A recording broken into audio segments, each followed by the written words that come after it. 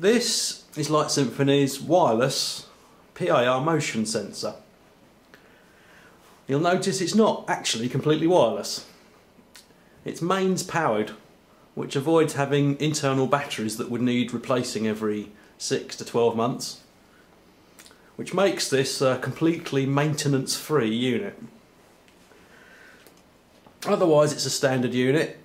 You've got 2 axes of adjustment,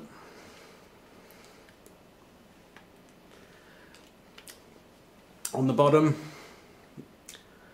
3 adjustment wheels, set the unit sensitivity. It's on time from 1 to 15 minutes, and the dusk setting, which avoids lighting being triggered in daylight hours.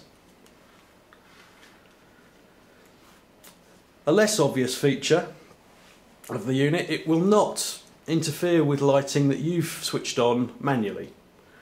What I mean by that, if this unit was, for example, being used to control your driveway lights, but you happen to have switched on your driveway lights manually using the wireless wall switch or a remote control, for example, this unit is effectively disabled.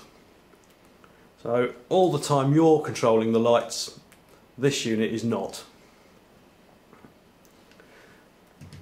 Otherwise, it looks after itself.